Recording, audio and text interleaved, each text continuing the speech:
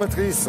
Bonjour Laurent et bonjour à tous. On voyage avec la presse ce matin. Si vous êtes passé à côté de l'info, c'est que vous vivez dans une grotte, Dans tout le une monde bulle. est au courant.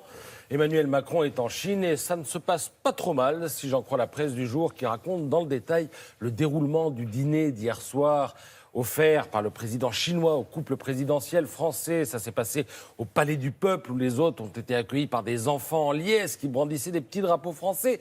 L'orchestre symphonique chinois a joué Retiens la nuit de Johnny. Et ensuite, on a bien mangé, hein. Soupe de canard, sauté de langouste qu'il a fallu picorer avec des baguettes incrustées d'or.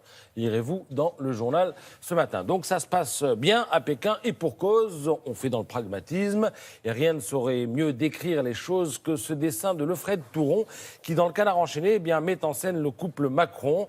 Vous avez parlé des droits de l'homme, demande Brigitte, et du panda aussi, surtout du panda, répond Emmanuel. L'avantage du panda, c'est que ça rapporte plus que les droits de l'homme.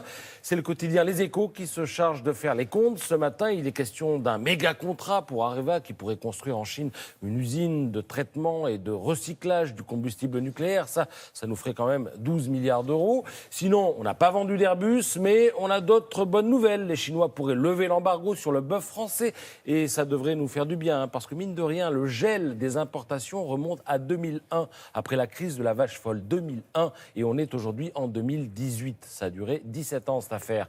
De part et d'autre, on s'est aussi engagé à investir chez l'un et chez l'autre à hauteur de plus d'1 milliard d'euros. Sodexo promet de faire du business avec Huawei, géant des télécoms, et l'Amazon chinois s'engage à vendre 2 milliards de produits français en Chine. Bref, je vous l'ai dit, le panda, ça rapporte, mais le panda, ça prend aussi de la place. Le panda, il a besoin d'un espace vital. Et sur le sujet, je vous conseille la lecture de Libération ce matin. Vous connaissez les GAFA, hein, Google, Apple, Facebook, Amazon. Vous allez apprendre à connaître les Baidu, Alibaba, Tencent et Xiaomi.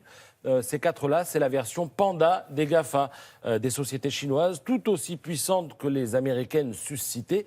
Ces boîtes lorgnent désormais le marché européen et elles se sentent d'autant plus fortes que la fermeture des frontières qui a été imposée par Pékin leur a permis de se développer. Et encore, souligne Libération, seuls 750 millions de Chinois sont connectés. 750 millions, cela représente la moitié de la population. Et ça suffit à faire de la Chine le premier pays pour le paiement par mobile ou le e-commerce, et ce de très très loin. Aujourd'hui, la photo que vous venez de voir, que vous allez peut-être voir, eh bien, c'est celle du leader de Xiaomi qui lance son smartphone. Regardez, jean, basket, ça ne vous rappelle pas un certain Steve Jobs, hein? Ben oui. Voilà. Alors, chose qui n'a rien à voir ce matin, mais je vous en conseille quand même la lecture, c'est dans La Croix, qui rapporte les premiers témoignages du système carcéral terrifiant que Daesh a fait fonctionner pendant 3 ans. Alors, la torture était pire que la mort, dit un rescapé. Mais ce qui interpelle à la lecture de La Croix ce matin, eh bien, c'est ce que peuvent dire certains membres d'ONG quand on parle de juger Daesh. Et il semble que certains aient des petites pudeurs. Il y a un problème d'équité, dit un ponte de Human Rights Watch.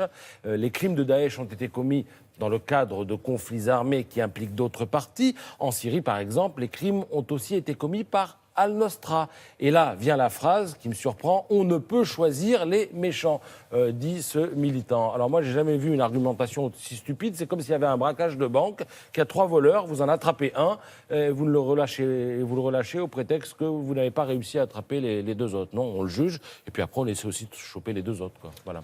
Merci beaucoup. C'est-à-dire dans La Croix.